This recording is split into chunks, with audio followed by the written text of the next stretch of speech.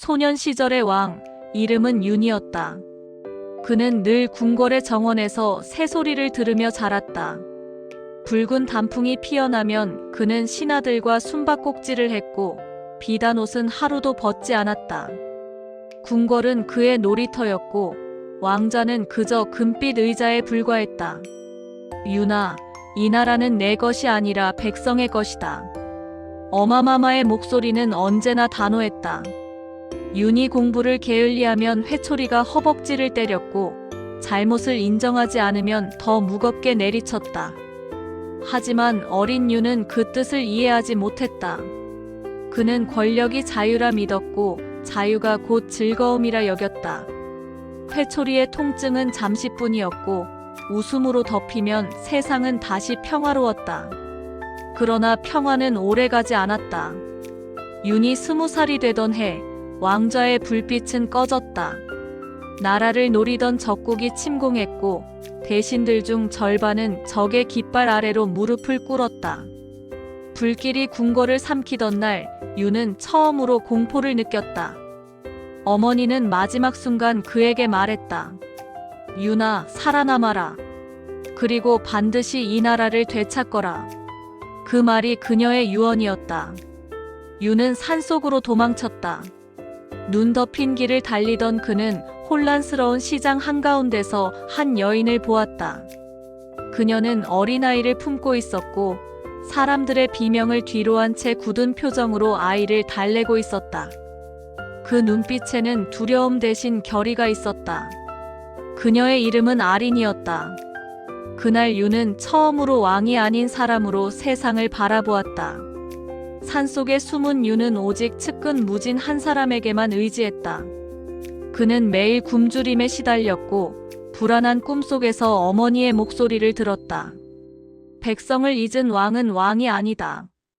그 말이 윤의 가슴에 불처럼 남았다. 그날 이후 그는 무릎을 꿇고 하늘에 맹세했다. 아린, 그리고 어마마마, 제가 반드시 이 나라를 되찾겠습니다. 세월이 흘렀다. 겨울이 3번 바뀌고 윤은 더 이상 궁궐의 아이가 아니었다. 그는 이름을 숨기고 백성의 마을로 내려갔다.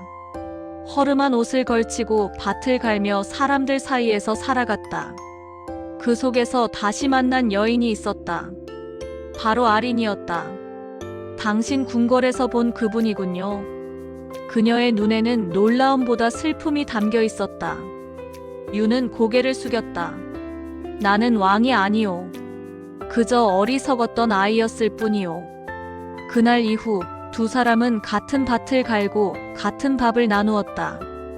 윤은 쟁기를 잡으며 흙의 냄새를 알게 되었고 백성의 삶을 배우며 자신이 잃었던 책임을 깨달았다. 아린은 늘 백성의 곁에 있었다. 아이들에게 글을 가르치고 병든 자를 돌보았다. 그녀는 윤에게 말했다. 왕이 백성을 지킨다면 백성은 왕을 지킬 것입니다. 그 말은 윤의 가슴을 깊이 울렸다. 그 순간 그는 진정한 왕의 길이 무엇인지 알게 되었다. 그러나 평화는 오래가지 않았다. 적국의 군세가 다시 밀려왔고 마을은 포위되었다. 윤의 신분이 드러나자 무진이 급히 달려왔다. 폐하, 어서 피하셔야 합니다. 윤은 고개를 저었다. 아니, 내가 또 도망친다면 나는 다시는 왕이라 할 수 없지. 그는 마을의 청년들과 함께 봉기를 준비했다.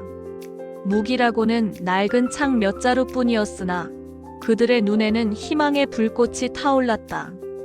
그날 밤 아린이 윤에게 검을 건넸다. 부디 살아남으세요. 당신이 살아야 이 나라가 다시 숨 쉴 수 있습니다. 윤은 그녀의 손을 잡았다. 그대가 내 곁에 있는 한 나는 쓰러지지 않으리. 새벽이 발자국 소리가 울렸다. 윤은 선봉에 섰고 마을의 함성이 산을 울렸다. 그는 백성을 위해 검을 휘둘렀고 피투성이가 되어도 물러서지 않았다. 싸움의 끝자락에서 무진이 윤을 대신해 적의 창을 맞고 쓰러졌다. 폐하, 이제야 진정한 왕이 되셨습니다. 그 말과 함께 무진은 눈을 감았다. 윤은 눈물을 삼키며 검을 높이 들었다. 그날 유는 마침내 수도를 되찾았다. 불타던 궁궐 위로 눈이 내렸다. 그는 다시 왕좌에 앉았다. 하지만 그 자리엔 예전의 오만한 소년이 없었다. 백성을 위한 왕, 그리고 사랑을 잃은 한 남자만이 있었다. 즉위식이 끝난 후 유는 곧장 아린을 찾았다. 그러나 그녀는 이미 세상에 없었다. 전쟁의 마지막 날, 부상당한 아이를 구하다 숨을 거두었다는 소식만이 전해졌다. 유는 아무 말도 하지 않았다. 그저 그녀의 이름이 새겨진 목걸이를 손에 쥐고 속삭였다. 아린, 너를 위해 내가 이 나라를 되찾았다. 그러나 너 없는 세상은 여전히 텅 비어 있구나. 그날 이후 유는 궁궐의 한쪽 정원에 작은 비석을 세웠다. 그 위에는 짧은 문장이 새겨져 있었다. 그대의 사랑이 이 나라를 되살렸다. 유는 그 후로 한평생 사랑과 책임을 잊지 않았다. 백성을 위한 법을 세우고 굶주린 자에게 곡식을 나누었다. 전쟁의 폐허 위에서 그는 새로운 시대를 열었다. 사람들은 그의 통치를 회복의 시대라 불렀다. 그러나 왕은 늘 밤마다 동쪽 정원에 앉아 하늘을 바라보았다. 그곳엔 아린의 비석이 있었다. 그는 조용히 중얼거렸다. 사랑은 나라보다 크고 한 사람의 마음보다 깊구나.